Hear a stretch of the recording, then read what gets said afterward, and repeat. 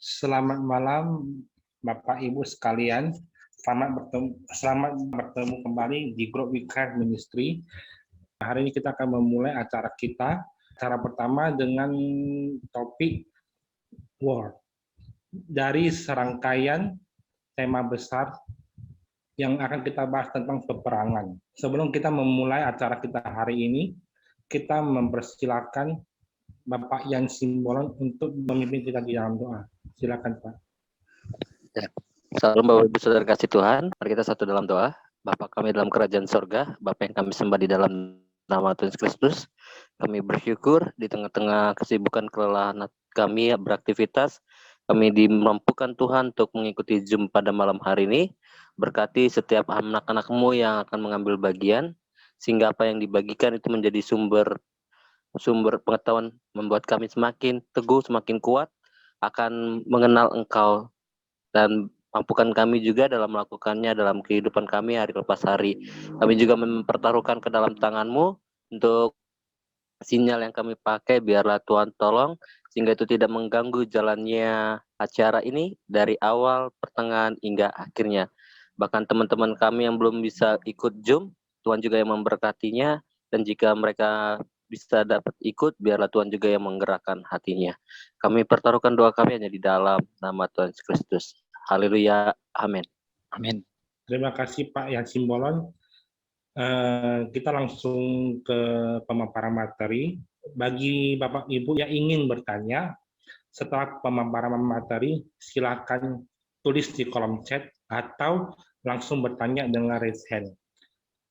Kita mempersilakan Bapak Haryono untuk penyampaian materi. Silakan. Oke, thank you admin. Bapak Ibu, sahabat yang terkasih, selamat malam. Kita akan memulai. Saya akan share screen kepada kita semua. Untuk memulai, saya coba share screen. Bapak Ibu, saudara-saudara, tema kita hari ini adalah tentang war. Oke, Bapak Ibu, saudara yang terkasih, kalau kita berbicara tentang perang, tentang war, itu berada di konteks yang seperti ini. Tidak hitam, tidak putih. Hitamnya bisa di belakang putih atau abu-abu, putihnya juga bisa di depan. Konteks perang adalah konteks yang ketika kita berbicara perang adalah kita berbicara tentang sesuatu yang clear and unclear, benar dan salah, boleh dan tidak. Itu sesuatu yang harus kita pandang sebagai pandangan yang lebih luas dan lebih komprehensif.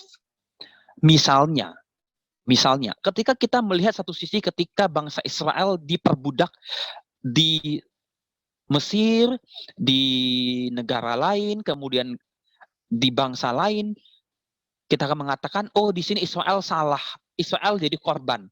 Belum tentu bukan? Israel punya salah di sana. Hukumannya adalah perbudakan. Sama juga ketika bangsa Israel merebut Yeriko dan temboknya runtuh, kita akan mengatakan bahwa Yeriko adalah korban. Maaf, belum tentu begitu juga. Ternyata di balik itu ada metanarasi yang lain. Jadi ketika kita berbicara tentang perang, kita tidak bisa berdiri di posisi ya dan benar dalam konteks perang ya dan benar, boleh tidak, atau harus apa nggak boleh. Kita akan lebih dalam melihat apa sih yang penting kita lihat dari peperangan itu sendiri. Nah, sehingga ketika kita melihat peperangan, kita tidak akan salah melihat sesuatu yang dalam hal-hal yang abu-abu begitu ya. Saya lanjutkan, Pak Ibu. Kalau kita berbicara tentang peperangan, maka kita mau tidak mau, kita akan melihat pribadi-pribadi, personal-personal yang menjadi pemimpin dalam perang. Dalam setiap zaman, dalam setiap tempat situasi, selalu ada oknum.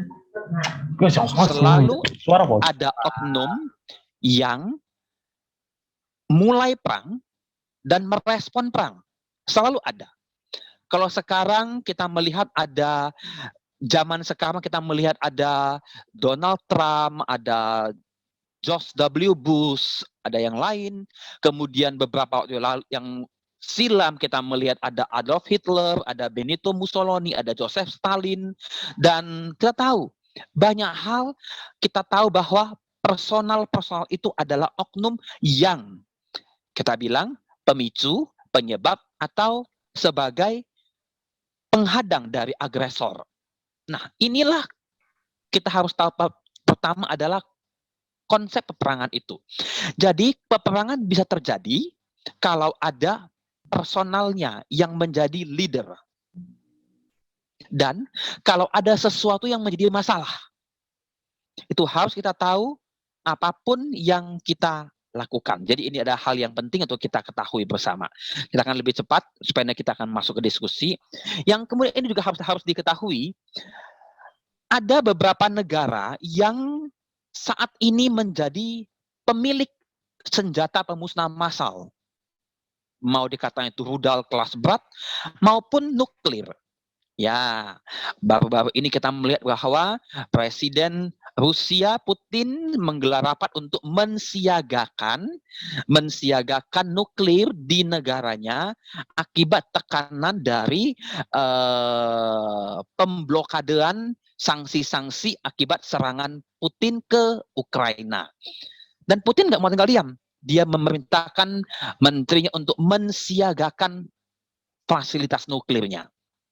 Dan kalau kita mau merujuk beberapa data beberapa tahun yang lalu ya, ini bukan sekarang, Rusia memiliki 10.000 nuklir. China ada, India ada, Pakistan, Israel estimasi tapi belum jelas ya. Dikonfirmasi tapi dia belum jelas. Amerika dan Inggris dan North Korea itu juga diperkirakan.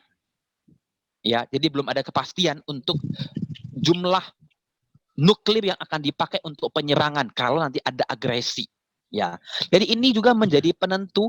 Jadi misalnya begini loh, kita harus logika. Saya juga tidak habis pikir ya, satu sisi ya, saya nggak habis pikir bagaimana bisa-bisanya, kayak ngomong sekarang ya, Ukraina mau menyerang, bukan menyerang sih ya, Ukraina diserang oleh Rusia yang memiliki 10.000 nuklir, di mana Ukraina itu dibantu oleh Amerika, NATO, dan bla bla bla, tapi dia harus mengatasi 10.000 nuklir dari Rusia. Itu juga satu hal yang itu harus dipikirkan baik-baik sebelum kita memulai satu agresi.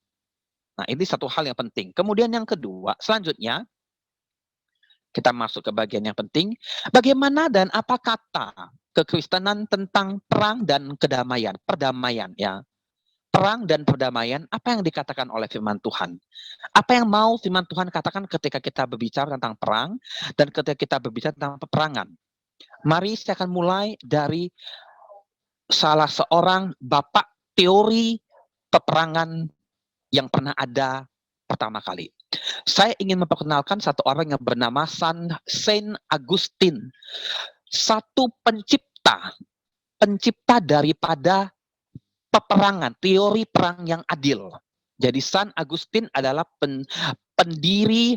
pencetus daripada konsep pemikiran tentang perang yang adil. Menurut Saint Augustine, ini dari Katolik, perang adil dari mengatakan adalah just et bellum, just in bello. Kita akan sama-sama melihat begini. Nah, kita lihat. Ini adalah hal yang penting ketika kita ngomong tentang perang. Kita lihatlah, kita bayangkan ya. Saya ingin kita membayangkan sesuatu yang terjadi sekarang ya, yaitu di antara Rusia dan Ukraina. Just et bellum mengacu pada kondisi di mana negara dapat menggunakan perang atau penggunaan kekuatan bersenjata secara umum. Jadi ketika ada bersenjata, saya bersenjata, engkau bersenjata, kita boleh, itu dinamakan perang. Perang ya, jangan salah, itu boleh perang. Kalau satu nggak bersenjata, itu nggak bisa disebut perang. Dan ini haruslah menjadi kriteria perang yang adil. Kalau satu negara tidak punya senjata, itu nggak adil. Ya, itu bukan perang, itu namanya genosida. Itu bukan perang, itu namanya istilah yang lain. Tapi kalau sudah itu mencakupi itu, maka ada istilah namanya just in bello, yaitu dibagi dua. Yang pertama, cara perangnya. Bapak Ibu silakan dicari The Hack of Love, ada satu konsensus di Hack yang mengatakan bahwa ada bagaimana cara mengatasi perang, dan di sana ketika ada palang merah masuk, itu nggak boleh diserang. Ketika ada musuh yang sudah menyerahkan diri, sudah menyerah, nggak boleh ditangkap, nggak boleh dibunuh. Itu ada conduct of war-nya. Dan perlindungan korban perang juga ada di sana. Thomas Aquinas menulis dengan sangat jelas bagi kita semua di sini. Kemudian, Bapak Ibu Saudara-saudara, nah, ternyata ada orang Kristen yang mensupport teori perang tersebut. Salah satunya adalah Paus Benedict yang ke-16 mengatakan, defending oneself and others is a duty. Ketika kita mempertahankan seseorang dan kita mempertahankan sesuatu atau orang lain, itu sebuah kewajiban. Kata Paus Benedictus. Jadi kalau saya berjuang untuk orang lain dan masalah yang lain, itu kewajiban saya.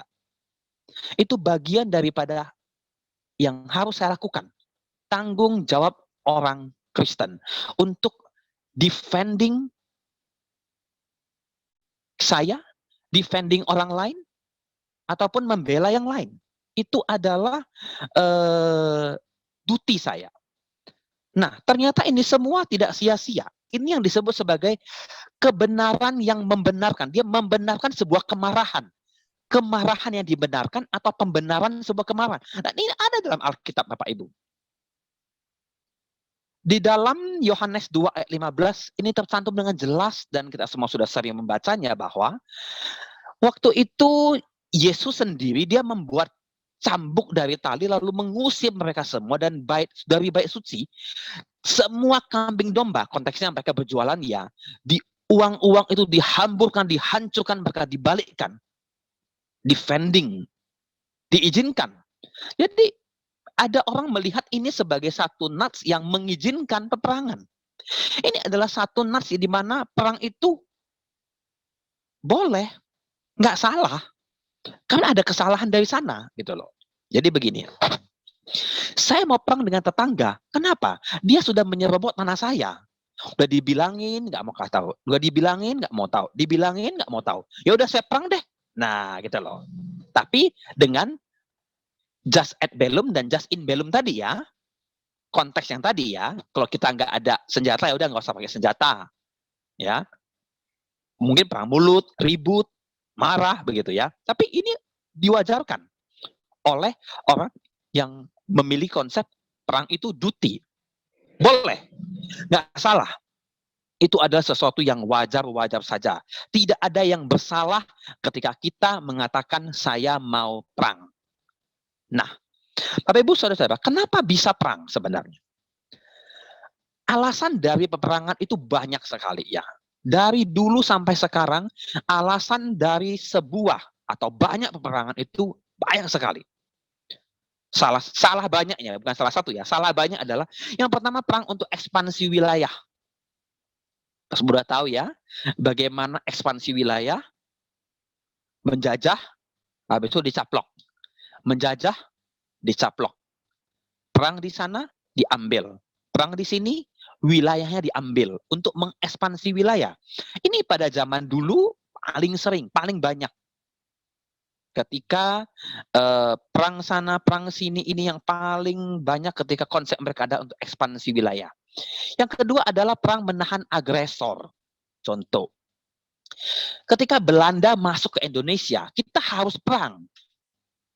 Kita menahan orang untuk masuk dan menjajah. Itu perang. Boleh alasan dari sebuah peperangan itu. Masuk akal. Atau kita melindungi negara lain dari agresor. Contoh, ini yang sekarang terjadi ya. Saya mendengar kabar yang paling baru kalau Ukraina sudah mengajukan diri, tanda tangan, masuk ke NATO. Kalau benar sudah masuk ke NATO, maka NATO punya hak untuk menempatkan pasukan NATO di Ukraina. Kenapa? NATO berfungsi untuk tentaranya melindungi Ukraina dari Rusia. Nah, ini alasan perang. Ini boleh dibenarkan. Ya, boleh. Kemudian memaksa perubahan politik satu negara. Bapak, Ibu, saudara-saudara, ini satu hal yang mungkin terjadi lalu, sekarang mungkin enggak begitu lagi. Ingat Indonesia. Indonesia pada zaman Presiden Soeharto itu condong ke politik sebelah kiri. Oke. politik kiri yang pro kepada rakyat. Saya membaca satu artikel ketika sidang di pembebasan lahan di Deli Serdang, Sumatera Utara, tahun 70-an, ternyata ada pihak-pihak yang nggak setuju karena tanah itu mau dibagi rata dengan rakyat, perang, saling menyerang begitu. Nah, itu dia pro kiri. Tapi begitu runtuhnya Orde Lama dan masuknya Orde Baru, Indonesia sudah pro kanan, sudah ke arah haluan kanan, bukan haluan kiri lagi. Presiden yang haluan kiri sudah digeser, masuk presiden kanan, presiden yang masuk yang condong ke haluan sebelah kanan. Perubahan politik, arah politik. Ya. Jadi ini penting sekali. Ya. Kemudian selanjutnya adalah perang itu bisa terjadi ketika menantang ancaman kepentingan nasional yang penting. Iya dong. Kalau ancaman kepentingan nasional kita pentingnya kita apa? Penting kita adalah menjadi contoh ya di zaman Orde Baru Indonesia sebagai negara swasembada pangan yang kita tahu ya, yang kita belajari. Tapi kalau ada negara-negara yang mengancam keswasembada pangan kita harus lawan itu. Contoh, zaman sekarang, waktu sekarang, era pemerintah sekarang adalah era pembangunan infrastruktur yang begitu masif. Tol, pelabuhan, bendungan yang begitu luar biasa. Kalau itu bisa menjadi ancaman agar itu tidak dibangun, nah itu harus kita lawan. Bisa, alasannya bisa. Masuk akal kita mau melawan itu. Ya. Kemudian adalah melawan ideologi atau agama. Ini saya rasa nggak perlu kita bahas. Kita juga sudah mengalami, kita tahu apa yang terjadi ketika ideologi berubah. Ya, apalagi agama berubah. Ada banyak orang yang pengen menggeser negara Republik Indonesia berdasarkan Pancasila, Undang-Undang Dasar menjadi negara agama. Dari dulu DITII, bla bla bla, sampai sekarang juga masa ada ketika FPI dibubarkan dan bla bla. Itu alasannya mungkin dalam ideologi dalam negeri ya. Kalau ideologi luar negeri mungkin dia bisa perang begitu. Nah, ini yang menjadi satu bagian kenapa diperbolehkan ya, saya katakan diperbolehkan untuk terjadinya perang. Nah, kemudian yang terakhir adalah membela kehormatan nasional. Bapak, Ibu, saudara-saudara, rumah kita diserang, dilempari batu, kita harus balas dong. Kita nggak boleh tinggal diam. Menurut konsep peperangan ya, kita sudah lapor polisi, masih begitu. Kita sudah lapor ke sana sini, nggak tanggapi. Perang. Sama. Ketika satu negara dikacaukan, diganggu oleh negara yang lain, dia sudah lapor ke, misalnya nih, kita sudah lapor ke ASEAN, sudah lapor ke PBB, masih nggak ada respon, dia boleh serang. Ini alasan sebuah peperangan bisa terjadi ya. Mungkin akan banyak alasan-alasan yang lain untuk mengiyakan, memperbolehkan peperangan. Ya, mungkin. Lebih baik daripada ini. Kemudian, Bapak Ibu Saudara-saudara yang terkasih, kalau kita ngomong tentang peperangan, kita pasti akan ngomong soal perdamaian. Ini sesuatu hal yang bertolak belakang. Bapak Ibu, di mana ada peperangan, pasti di sana tidak ada perdamaian. Di mana ada perdamaian, di sana tidak boleh ada peperangan. Ini satu hal yang bertolak belakang, dan ini yang menjadi hal penting. Di mana ketika kita berbicara tentang perang dan damai, kita tidak akan lepas daripada dua cerita ini. Ketika ngomong perang dan damai, kita tidak akan lepas dari yang namanya keadilan, oke, dan kita tidak akan lepas dari yang namanya kehidupan yang kudus, yang suci, yang murni. Ini dua. Justice and sanctified life. Hidup yang suci ini. Bapak Ibu, perang itu banyak orang mengatakan saya benar, oke lah ya. Saya nggak bilang ABC mana yang benar, itu bukan urusan kita. Tapi orang selalu mengatakan perang itu menegakkan keadilan. Perang itu ketika keadilan ditegakkan, maka hidup akan menjadi suci, murni, dan baik. Semua orang bilang begitu. Semua orang akan bilang begitu. Semua negara punya opini yang seperti itu. Nah, tapi mari kita lihat lebih dalam. Kita lihat lebih dalam tentang satu persatu. Perang, menurut definisi, ini definisi yang penting untuk kita ketahui. Perang adalah kegagalan manusia untuk menciptakan perdamaian. Saya ambil dalam segi Kristenan, menurut standar Allah yang berkelanjutan. Sekali lagi, perang adalah kegagalan manusia untuk menciptakan perdamaian. Ini nggak ada perdamaian. Perdamaian yang dimaksud menurut kekristenan adalah hidup menurut standarnya Allah. Jadi, saya ingin bertanya, apakah standarnya Allah boleh ada peperangan? Nanti kita akan diskusikan. Ya, bagaimana dengan perang? Bagaimana dengan Israel, dengan Filistin? Nah, apakah itu ada standar Allah? Nah, kita akan lihat nanti, kita akan bahas dalam diskusi pada malam hari ini. Tapi intinya perang adalah kegagalan saya dan saudara untuk menciptakan sebuah perdamaian menurut standarnya Allah yang berkelanjutan. Tidak berhenti. Bapak, Ibu, Saudara-saudara, kita akan bahas satu bagian firman Tuhan begini. Maka ia pun akan menjadi hakim di antara segala bangsa dan memutuskan hukum. Oke.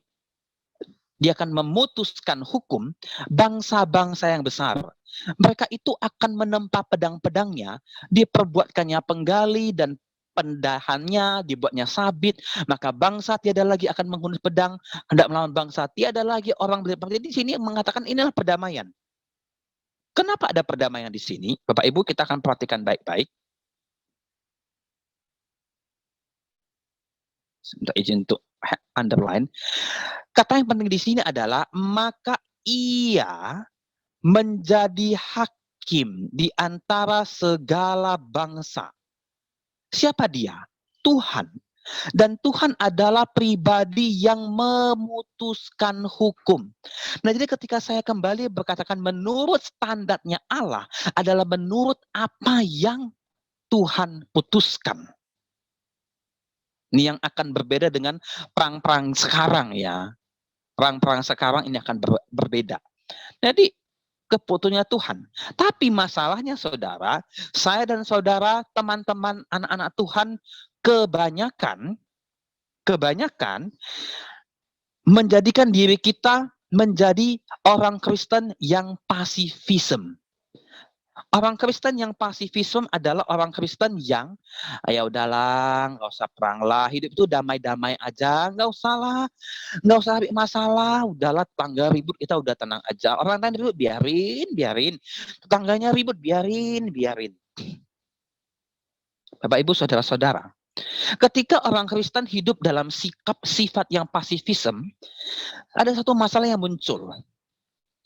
Ketika kita menjadi orang yang tidak peduli, pernah nggak kita berdoa bagi orang-orang yang terjajah?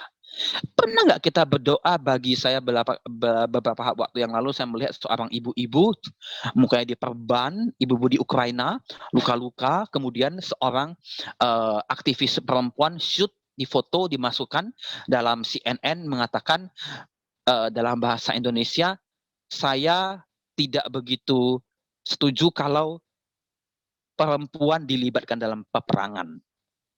Orang Kristen, apakah dia pernah berdoa untuk hal-hal seperti itu ketika dia menjadi Kristen yang pasifisme?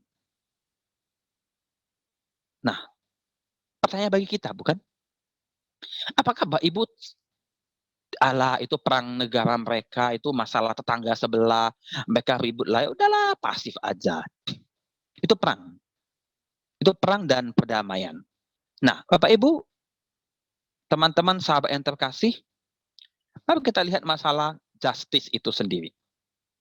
Nah, justice yang kita sebut sebagai namanya keadilan, mari kita lihat. Keadilan justice itu bisa kita katakan sebagai bagaimana kita dengan fair memperlakukan orang lain, itu disebut keadilan. Bagaimana kita memperlakukan orang lain dengan masuk akal secara seimbang. Itu keadilan. Dan keadilan juga bisa kita definisikan sebagai suatu sistem untuk menghukum orang-orang yang terjun, yang berpotensi, yang terlibat dalam crimes, dalam kriminal, itu satu bentuk definisi daripada keadilan itu sendiri. Jadi keadilan ini banyak macam ya definisinya ya. Bukan hanya masalah soal negara, tapi ngomong juga soal personal, keadilan dari personal. Dan kemudian keadilan juga mengatakan bahwa bagaimana kita treat atau represent someone or something secara fair, dan spesialnya adalah menunjukkan betapa baiknya kita, betapa baiknya mereka, dan betapa menariknya kita dengan mereka. Adil. Orang lain baik, kita baik. Orang lain nggak baik, kita bagaimana kita menjadi adil itu ketika orang lain nggak baik. Itulah definisi dari keadilan. Kemudian keadilan juga disebut sebagai, dapat dikatakan sebagai memperlakukan orang lain itu benar dan lengkap, sempurna. Ketika kita memperlakukan orang yang cacat sempurna, baik, itu disebut keadilan. Ketika kita memperlakukan orang yang tidak cacat itu baik juga, sempurna. Contoh, ketika kita masuk ke bandara, saya pernah masuk ke bandara di Kuala Namu, ada toilet khusus untuk handicap. Ada toilet untuk orang normal. Itu justice namanya. Ya, memang itu hanya sebatas benda ya. Tapi itu justice namanya. Deal someone or something correctly and completely. Itu yang disebut, dikenal sebagai justice. Nah, jadi itu definisi-definisi singkat tentang yang namanya keadilan. Mari kita lihat satu bagian firman Tuhan. Saya minta kesediaan untuk maaf, saya akan mencoba memanggil saya menyebut nama dari sini. Saya minta kesediaan untuk Ibu Grace Lensun, penginjil Grace Lensun dari Manado. Ya, teman saya Grace Lensun dari Manado, boleh membacakan bagian awal saja Mazmur 82. Nanti saya akan mencoba menjelaskan konteks daripada Mazmur 82 yang ditulis bagi kita semua. Ada di tempat penginjil Grace Lensun? Ya, ada. Silakan membacakan Mazmur Asaf ini bagian pertama ya, ini bagian awal, nanti akhir akan saya minta yang lain. Silakan dibacakan penginjil Grace Lensun. Oke. Mazmur Asaf. Allah berdiri dalam sidang ilahi. Di antara para Allah, ia menghakimi. Berapa lama lagi kamu menghakimi dengan lalim dan memihak kepada orang fasik? Berilah keadilan kepada orang yang lemah dan kepada anak yatim. Belalah hak orang sengsara dan orang yang kekurangan. Luputkanlah orang yang lemah dan yang miskin. Lepaskanlah mereka dari tangan orang fasik. Thank you, penginjil Grace Lensun. Bapak, Ibu, Saudara-saudara, Mazmur itu sebuah nyanyian yang dinyanyikan. Jadi ini adalah sebuah nyanyian. Konteksnya begini, Allah berdiri dalam sidang ilahi, huruf kecil ilahi. Jadi bukan Allah sendiri yang bersidang, enggak. Penafsir mengatakan ada dua bagian. Penafsir mengatakan bahwa ilahi di sini adalah hakim-hakim di dunia atau raja-raja di dunia. Atau penafsir yang lebih progresif mengatakan dia berdiri di hadapan para malaikat. Ya, ini tafsiran ya, jadi itu bebas ya. Itu enggak menjadi pembahasan kita, tapi itu kemungkinannya. Di antara para Allah kecil. Berarti Allah kecil adalah orang yang menghakimi. Hakim-hakim. Saya mengambil bagian, menurut pendapat saya sih saya lebih condong ke yang pertama. Allah berdiri, Allah menghadap, Allah ngomong dengan para hakim-hakim dunia ini. Dan hakim-hakim itu adalah hakim-hakim yang picik, yang busuk, yang kotor. Berapa lama lagi kamu menghakimi dengan lalim? Dan mereka juga ada memihak dengan orang-orang yang fasik hatinya. Mana keadilan orang lemah dan anak yatim? Orang sengsara, orang enggak kamu bela. Di mana? Lepaskanlah mereka dengan orang fasik. Jadi ada ada konsep di mana hakim-hakim ini lebih membela orang-orang yang fasik, lebih membela orang-orang yang punya kuasa dibandingkan orang-orang yang lemah, miskin, kekurangan, anak yatim di sana. Jelas di sini. Oke. Nah, kita akan masuk kepada bagian yang kedua dari Mazmur 82. Oke. Mazmur 82 akan membahas lebih endingnya ya, ini dari Mazmur 82. Saya minta kesediaan, semoga saya tidak menyebut dengan salah, Ibu Saritia Manao ada di tempat, Ibu Saritia. Oke. Iya, silakan Ibu dibaca, Bu. Mohon dibaca dengan hormat Ibu untuk Mazmur 82. Mereka tidak tahu dan tidak mengerti apa-apa. Dalam kegelapan mereka berjalan, goyanglah segala dasar bumi. Aku sendiri telah berfirman, kamu adalah Allah dan anak-anak yang maha tinggi kamu sekalian. Namun seperti manusia, kamu akan mati dan seperti salah seorang pembesar, kamu akan tewas. Bangunlah ya Allah, hakimilah bumi, sebab engkaulah yang memiliki segala bangsa. Terima kasih Ibu. Jadi di sini Allah sudah nggak bisa lagi buat apa-apa ketika melihat hakim-hakim lalim itu. Dan dia turun tangan. Orang-orang yang tertindas itu bersuara kepada Allah dan mengatakan, bangunlah ya Allah, hakimilah bumi, sebab engkaulah yang memiliki segala bangsa. Artinya jangan kau limpahkan pengadilan kepada hakim-hakim yang lalim. Sekarang engkau punya nih semua. Hakimi bangsa ini. Kamu adalah Allah. Kamu owner daripada kehidupan ini. Jadi ini adalah satu mazmur, satu nyanyian untuk menunjukkan bahwa inilah kondisi yang terjadi ketika keadilan tidak ada. Keadilan itu benar-benar tidak muncul dalam konsep pengadilan itu sendiri. Ya. Nah, yang kedua, tadi kita ngomong soal tentang justice, kita ngomong soal kesucian dan kemurnian hidup. Nah, Bapak Ibu, saudara-saudara, ketika kita ngomong soal kesucian dan kemurnian hidup, kita akan masuk kepada yang tadi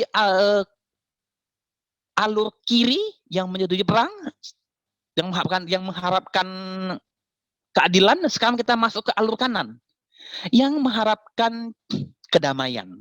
Ya, manusia diciptakan menurut gambar dan rupa Allah. Orang-orang yang menganut, yang memiliki konsep kemurnian dan kesucian yang seperti ya udahlah nggak usah ribut begitu ya. Mereka selalu mengungkapkan bahwa manusia diciptakan menurut gambar dan rupa Allah. Dan hukum Taurat bilang, hukum Taurat lah. Jadi tadi ada ayat Alkitab, ini juga ada ayat Alkitab. Jadi semua punya ayat yang pendukung. Taurat bilang dilarang membunuh loh, nggak boleh membunuh. Ya, Bapak Ibu, ketika kita bilang dilarang membunuh, nanti kita akan lihat minggu depan bagaimana pendeta Ira akan melihat bahwa pembunuhan itu sebagai metanarasi Allah untuk keselamatannya ketika konsep bangsa Israel yang membunuh dan dibunuh. Nah, kita lihat pendeta Ira itu ada di aliran mana begitu ya. Tapi hari ini saya mengatakan bahwa hukum Taurat mengatakan jangan membunuh, nggak boleh membunuh. Dan damai sebagai jalan menyelesaikan masalah. Ada ayatnya juga, Pak Ibu. Bukankah saya mengatakan kepadamu, kasihilah musuhmu, berkatilah mereka yang mengutuk engkau, berbuat baik bagi orang yang membenci engkau, dan berdoa. Orang yang saya kasih bahasa lebih kasar adalah orang yang menjalimi engkau, menjolim engkau, engkau berdoa buat mereka. Ini ada ayatnya. Orang yang punya konsep kehidupan yang murni, yang suci, yang nggak mau ribut-ribut, ini dia. Ini dia. Saya ingin melihat konteks sensitivity ini dalam konsep Indonesia ketika terjadi Perang Dunia Kedua. Bukankah ketika terjadi Perang Dunia Kedua, Indonesia tidak memihak kepada blok barat dan blok yang mencetuskan namanya kriteria non-blok? Nggak mau memihak. Tapi saya pribadi nggak tahu apakah ini langkah politik atau ini langkah yang pengen ambil aman begitu. I don't know. Tapi ini bisa kita kategorikan sebagai orang-orang yang mengambil satu jalan tengah, jalan sebelah kanan untuk nggak usah ribut. Itu ada ternyata. Ada. Ya, banyak sekali. Nah, ada satu kejadian yang tidak bisa kita pungkiri terjadi dalam kehidupan histori orang Kristen. Tidak bisa kita hilangkan. Tidak bisa. Bapak, Ibu, saudara-saudara, kita tahu ini apa? Satu gambaran daripada perang salib. 8 perang salib yang dicetuskan oleh berbagai paus-paus dalam tahta suci di Roma yang mencetuskan perang salib. Bapak Ibu, saya tidak memberikan detailnya, tapi intinya perang ini secara garis besar adalah ketika Yerusalem, ketika Turki, ketika banyak sekali daerah-daerah kekristenan yang diambil oleh negara-negara yang menganut agama Islam, Vatikan, tahta suci menganggap itu harus kita ambil kembali. Apalagi Yerusalem sebagai tanah suci itu sendiri. Jadi terjadilah perang salib ini sendiri. Nah, Bapak Ibu Saudara-saudara, jadi ketika kita bilang, ketika Paus Benediktus mengatakan bahwa jangan ada perang deh, tapi ternyata paus-paus yang lain mengizinkan adanya perang. Perang salib adalah sebutan bagi perang-perang agama di Asia Barat dan Eropa pada abad 11 sampai 1700 tahun. Yang disokong dan ada kalanya diarahkan, ini dia ya, gereja Katolik, Bapak Ibu. Ini perang. Banyak meninggal, banyak yang meninggal. Banyak misteri. Dan bahkan ada satu buku yang mengatakan bahwa dalam Vatikan itu ada satu museum Vatikan yang dalamnya menyimpan ribuan harta-harta hasil jarahan daripada misalnya nih perang salib 1 dijarahlah patung A, B, C, D, gambar ini, nah dimasukkan dalam museumnya. Itu ada tersimpan. Bapak Ibu, jadi perang di sini. Jadi pertanyaannya kembali kepada kita semua. Jadi sebenarnya bagaimana kita melihat konsep daripada perang itu sendiri? Bagaimana kita bisa melihat? Bagaimana kita bisa melihat konsep perang dari sesuatu yang menurut pandangan kita manusia ya. Saya ingin tuh kita pada malam hari ini kembali untuk sharing, kembali untuk bisa ngobrol dengan kita. Ya, saya rindu kita semua bisa cerita. Ada beberapa pertanyaan yang rindu saya tanyakan. Ini sudah kita alami ya. Sudah kita lihat ya, sudah kita pelajari. Kalau yang sekarang kita mungkin ada yang masih menebak-nebak ya. Plus minusnya Rusia dengan Ukraina kita masih nggak tahu jelasnya. Tapi kita akan lihat perang dunia deh. Ya, perang dunia deh. Adil nggak? Terus waktu terjadi itu kriteria adilnya benar nggak? Terus dari perang dunia ini apa yang kita simpulkan? Hanya gitu, hanya satu perang dunia aja yang ingin saya sampaikan, yang ingin rindu kita coba kita sharing, kita bahas supaya ini menjadi sesuatu yang bisa kita bisa buka pikiran kita semua. Oke, saya minta kesediaan Bapak Ibu yang mau memberikan masukan, memberikan pendapat, memberikan jawaban tentang perang dunia ini dulu ya. Kalau mau masuk nyerempet ke perang sekarang silahkan, tapi ya saya pribadi sih belum meneliti, belum melihat, belum ada keluar yang benarnya begitu, karena yang A bilang A benar, yang B bilang B benar, jadi nggak tahu ya. Saya rindu siapa teman-teman yang boleh silahkan, boleh kasih pendapat, kasih respon. Silahkan boleh raise hand. Tentang perang dunia dulu deh, perang dunia. Kalau yang perang sekarang nanti deh ya. Mau nyerempet boleh, silahkan. Atau saya langsung memanggil ya, langsung panggil. Saya minta kesediaan. Oke, ada yang mau memberikan sesuatu atau kita mau masuk ke tanya jawab juga boleh, silakan. Bagaimana kita bisa melihat tentang perang itu sendiri sebelum kita masuk next week tentang konsep peperangan dalam perjanjian lama, penginjilan dalam peperangan, dan bagaimana konteks perempuan dalam peperangan. Nah, saya minta kesediaan untuk Bapak Yan Simbolon dari Jaringan Doa di Lampung, yang sudah berada di Lampung melihat ini. Menurut Pak Yan Simbolon ini ya, bagaimana melihat perang itu sendiri dari kacamata Pak Yan Simbolon? Kalau dari kacamata saya melihat perang, ya semuanya udah dijelasin sih sama Bapak tadi. Tapi kalau ngelihat konteks umumnya, ya benar mereka ingin menunjukkan sebuah kehebatan dan mencaplok satu wilayah untuk kepentingan mereka. Kalau untuk melihat lebih ke dalam Alkitab, ya saya juga berpikir sama dengan Bapak, yaitu bahwa mungkin ada maksud Allah dalam peperangan itu yang mau dicapai gitu. Tapi saya tidak terlalu banyak paham tentang Iya, peperangan dalam PL sih, Pak. iya, oke. Oke, jadi memang ada satu rencana Allah yang mungkin kita belum tahu begitu ya. Sama Iya. dengan perang sekarang ya. Oke, satu masukan yang bagus. Oke, saya minta kesediaan Pak Sesyong. Nah, boleh kasih masukan, kasih pendapat. Mau nyerempet ke perang sekarang boleh Pak? Waduh, shalom semuanya. Agak susah ini ya cerita perang ya. Perang Tapi sekarang boleh gini, loh Pak. prinsipnya gini, perang tidak ada yang namanya tidak ada yang namanya perang adil. Sebenarnya tidak ada. Konsep Oke. dasarnya tidak ada. Karena apa? Karena sejarah yang menuliskan sejarah kan terakhir adalah pemenangnya. Istilahnya gitu. Nah, kita Pasti. contoh misalkan gini. Israel menghadapi perang 7 hari. Apakah itu perang adil? Ya nggak adil dong. Dia sendiri gitu kecil, baru berapa hari merdeka udah diserbu 7 negara Arab. Gitu. Yes. Jadi Iya. sebenarnya kalau dibilang perang adil, ada nggak perang adil? Ya, kalau saya bilang sih tidak ada.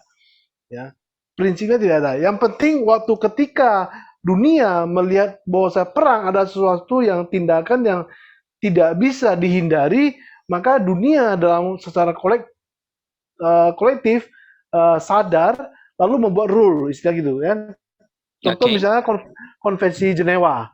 Konvensi Iya. Jenewa kan mengatur tentang misalkan tahanan perang, misalnya Yes. warga sipil, terus masalah biochemical bisa perang dengan Iya. senjata kimia, pemusnah massal. Lalu yang terakhir kan masalah paramiliter. Jenewa ketika merumuskan masalah kapan seorang warga negara, warga sipil dianggap sebagai paramiliter. Paramiliter itu berarti kalau dia pegang senjata. Ini terjadi ketika misalkan ada terjadi perang, terus ada satu pihak menggunakan wanita, anak-anak sebagai tameng misalkan. Mereka mempersenjatai anak-anak, mempersenjatai wanita. Kalau hal itu terjadi, maka wanita dan anak-anak ini tidak bisa lagi dianggap sebagai warga sipil. Maka itu disebut paramiliter. Itulah yang digariskan oleh konvensi Jenewa. Ya. Lalu, apakah Alkitab menyetujui atau Tuhan Yesus menyetujui peperangan? Sebenarnya gini, kalau kita lihat ajaran-ajaran Yesus, ya tentu tidak ada yang dia setujui. Karena jelas dia berkata, berbahagialah orang yang membawa damai karena mereka disebut sebagai anak-anak Allah. Lalu banyak juga ayat-ayat yang tadi seperti Bapak bilang, contoh Arino bilang tentang ayat itu bahwasanya sebenarnya ya Yesus tidak mengajarkan peperangan. Peperangan itu adalah produk dari dosa dan memang itu harus terjadi karena memang manusia kalau kita pandang dalam sudut kekristenan, manusia yang hidup pada zaman ini ya memang dikatakan tidak lebih baik daripada orang-orang yang punya moral ketika hidup di zaman Nuh gitu ya.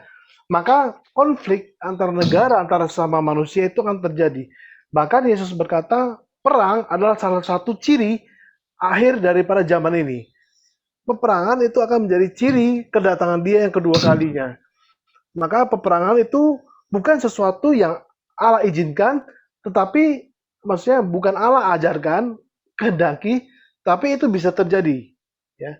Nah, kekristenan tidak mengajarkan dalam konteks alkitabiahnya, tidak mengajarkan berperang untuk agama. Tidak ada seperti itu. Oke. Kalau kekristenan zaman dulu pernah membuat kesalahan, misalnya perang salib, itu ada kesalahan besar.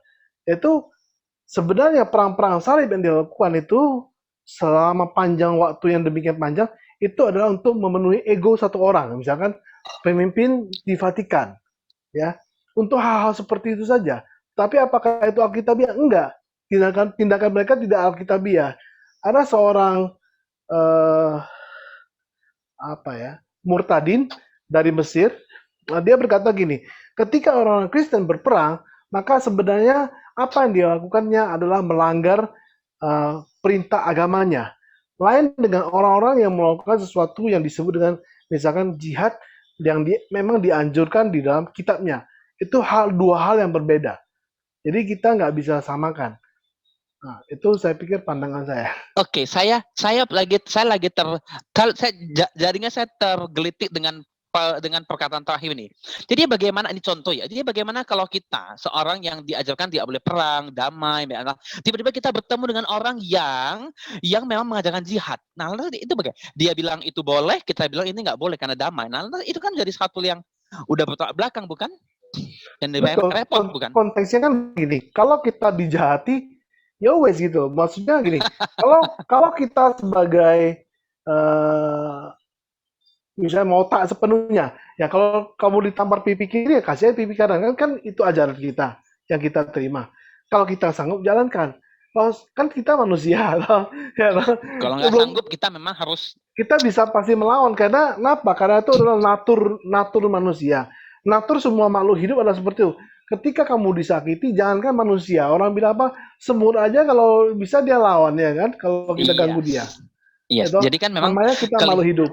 kelihatan di sini bahwa memang apapun yang terjadi, kita punya satu naluri untuk fight back dengan apapun yang kita ada. Iya, itu namanya Kalau kan kita nggak naluri ada pun, untuk hidup. Iya, kalau kita nggak ada pun kita buat ada gitu loh kan. Itu semua terjadi. Ya. Bahkan di zaman dulu pun begitu. Yang nggak ada pun Betul. jadi buat ada. Mau nggak mau kita harus defend kita punya posisi. Apalagi kita Betul. manusia begitu ya. Jadi ini juga melihat bagaimana ketika kita sampai dikit deh. Ketika Ukraina juga mau nggak mau dia harus defend dirinya ketika Rusia menyerang. Mau nggak mau. Betul. Maksudnya kalau kita mau lihat ke sana, ya dalam segi apapun alasan Rusia menyerang Ukraina, maka secara kekristenan kita tetap harus menolak. Nah, itu satu titik hal yang harus kita jelas. Apapun alasannya. Yes. Tapi yang jelasnya gini, Alkitab pengajaran kita tentang apa? Peperangan itu tentang apa? Bahwasanya yang kita perangi, yang kita lawan itu bukanlah penguasa di dunia ini, bukanlah orang yang berkuasa atas daging. Memang kita harus berperang, tapi peperangan kita bersifat peperangan rohani.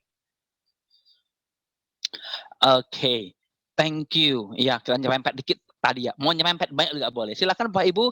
Saya pengen nanya ini tentang konsep perang itu, bagaimana kita melihat dan bagaimana kita merespon ini semua. Saya minta kesediaan juga untuk maaf kalau saya salah ya.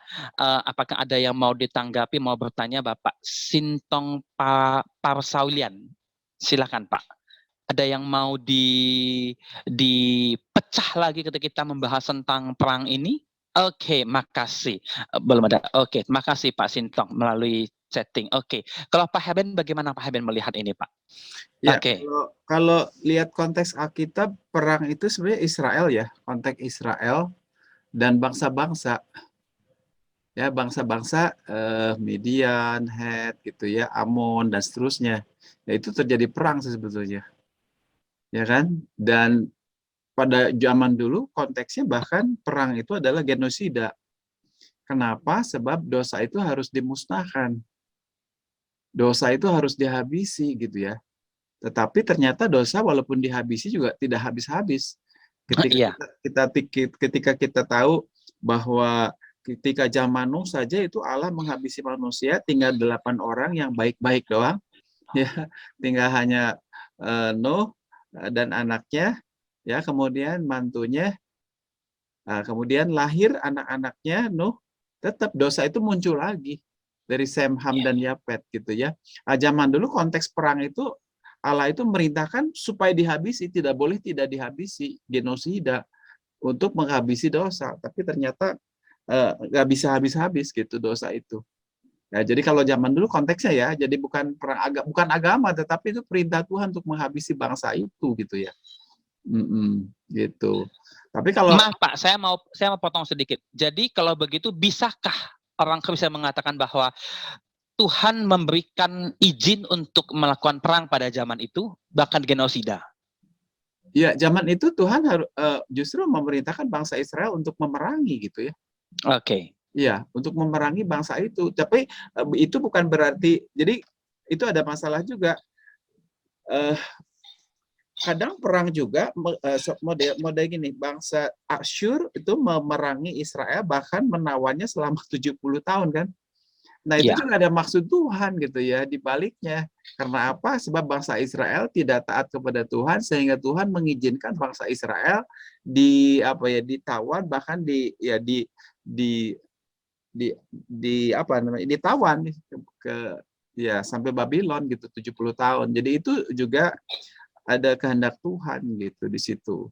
Nah, kalau sekarang ini harus perang, ya mungkin konteksnya kalau sekarang konteks perang ini adalah bukannya Allah menyuruh bangsa untuk menggenosida, bukan, karena ada ketidakadilan gitu ya. Maksud saya ada orang-orang yang justru ya membuat ketidakadilan gitu. Gitu, Pak. Contohnya kalau yang perang sekarang kan yaitu mungkin Putin ya merasa tidak enak atau harga dirinya udah habis ketika ya si Ukraina mulai mendekat melirik-lirik ke NATO Iya. gitu kan ya. Sehingga ya mereka ingin menunjukkan bahwa gigi mereka, bahwa mereka juga memiliki kekuatan sebetulnya gitu sih. Itu dulu, Pak. Oke, Sorry. oke. Thank you, Pak. Thank you. Luar biasa ya. Memang ya seperti yang dikatakan oleh Pak Herben, memang zaman dulu memang ya dosa harus dihabisin. Bahkan itu kalau memang genosida itu diperlukan, ya udah habis semua begitu ya. Dan memang itu memang dalam kalau kita baca Alkitab Perjanjian Lama. Nah, minggu depan kita akan bahas lebih dalam tentang Perjanjian Lama orang umat Israel, bagaimana mereka satu persatu itu dihabisi dan ada perdamaian, ada keselamatan juga. Nah, minggu depan dengan Pendeta Ira kita akan bahas lebih dalam tentang Israel. Tapi memang benar yang dikatakan oleh Pak Herben bahwa itulah sesuatu yang terjadi. Kalau dulu kita bilang bahwa dosa dan izin Tuhan, dan hari ini adalah tentang ketidakadilan. Tentang bagaimana menunjukkan bahwa saya bisa.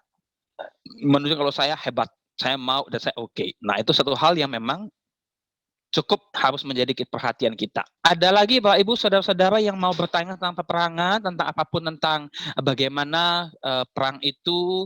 Nah, Bapak Ibu Saudara-saudara, saya mendapat kiriman 2 buku yang dulu dikatakan sebagai buku merah. Ya, saya yakin untuk Pak Herben pasti tahu. Judulnya adalah Lekra dengan Muso. Itu 2 buku yang dulu dianggap sebagai buku merah. Jadi saya dapat kiriman beberapa waktu yang lalu dan saya baca ternyata ada banyak hal ya suka dibilang oleh Pak Sosiong bahwa yang menuliskan sejarah adalah yang menang begitu. Ya kan? Nah, jadi ketika saya mendapatkan sejarah buku itu saya menemukan ternyata ketika saya belajar sejarah di sekolah dengan saya melihat buku yang 2 itu kok berbeda sama sekali. Ya, Lekra bagaimana di bumi hanguskan, lembaga kebudayaan rakyat itu di bumi hanguskan, bagaimana Muso yang pada awalnya sebenarnya juga enggak begitu keras, tapi di bumi hanguskan, dihancurkan, tapi yang melambangkan PKI itu ternyata itu berbeda dengan yang kita pelajari di sekolah dulu. PSPB, pendidikan sejarah pelajaran apa gitu, bangsa. Dulu saya ingat itu. Nah, Perjuangan. kita semua tahu perjuangan bangsa, betul Pak. Aduh, saya udah lupa Pak, udah lama. Jadi itu sejarah yang kita baca, sejarah yang kita tahu ya itu begitu. Ya, tapi saya belum tahu bahwa saya udah tahu bahwa ini ada buku yang sudah ditutup, sudah di-bredel dulu, kemudian nggak tahu bagaimana teman saya di Bandung, dia jalan-jalan ke Jogja sumber pustaka yang banyak, dia beli dari barang bekas, buku bekas, dia kirim ke saya, silahkan saya mau dong, dikirim, dan saya baca bagaimana ternyata kisah itu sangat berbeda sekali. Yang satu bilang A, yang satu bilang B. Dan jujur di tengah-tengah saya pribadi juga akan merasa, yang benar mana? Ya toh? Sampai sekarang juga sejarah itu belum tahu, nggak ada yang tahu bagaimana benar salahnya begitu kan. Ngomong soal Indonesia. Jadi saya bilang sebenarnya perang itu sesuatu yang memang mau tidak mau kita harus hadapi, suka tidak suka itu memang harus kita prepare untuk bisa lakukan ya, khusus untuk perjanjian baru dan untuk zaman sekarang ini saya rasa. Oke, itu saja. Baik, ada lagi yang mau bertanya Bapak Ibu? Silakan terakhir.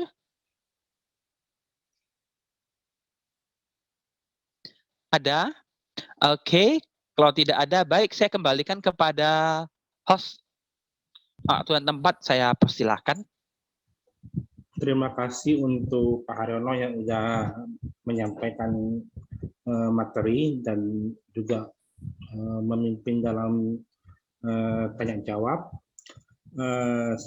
Selanjutnya, kalau udah nggak ada yang mau bertanya, saya mempersilahkan Pak Haryono untuk memberikan last statement sebelum kita menutup dalam doa. Oke, baik Bapak Ibu, last statement saya begini, Bapak Ibu. Tuhan mengizinkan perang. Segala sesuatu dalam kehidupan itu tidak ada satupun yang tidak dalam izin Tuhan, tidak ada dalam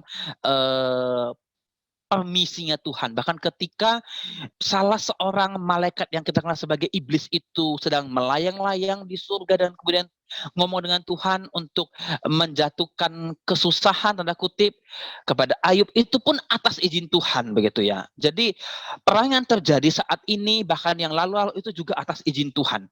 Tapi yang harus kita perhatikan, kita benar-benar ingat baik-baik adalah di dalam segala itu ada maksud dan rencana Tuhan. Seperti yang dikatakan oleh Pak Haben bahwa ketika Israel diperbudak, dijajah, kemudian babak belur oleh Tuhan, Tuhan punya rencana indah. Memurnikan Israel itu menjadi murni. Kan Israel yang lama sudah penuh dengan dosa, penyembahan kepada dewa-dewi dan lain sebagainya. Jadi sekarang kita nggak tahu what happen ke depan. Kita nggak tahu perang yang sekarang sedang berlangsung, what happen, kita nggak tahu. Tapi ketika Tuhan mengizinkan, kita nantikan apa yang Tuhan mau. Itu aja. Terima kasih.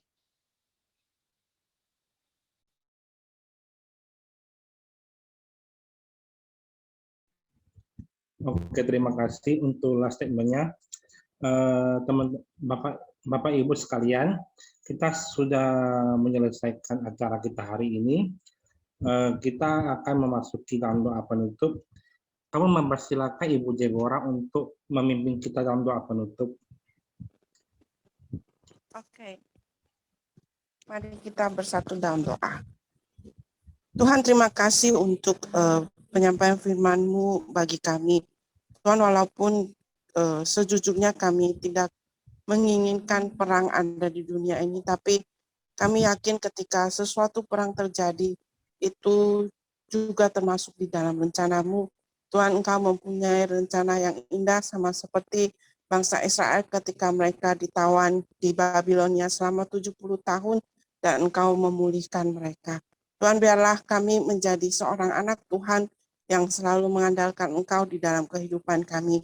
Dan kami juga berdoa untuk Bapak Haryono dan GWC Ministry ini, biarlah melalui GWC Ministry ini bisa membawa banyak firman Tuhan yang diperdengarkan, bisa membawa pengetahuan tentang Alkitab untuk kami yang mengikutinya, untuk kami bisa semakin mengerti. Sebentar lagi kami juga akan beristirahat, Tuhan, Engkau yang menyertai setiap kami. Kami bersyukur dan berdoa dalam nama anak-Mu Yesus Kristus. Amin.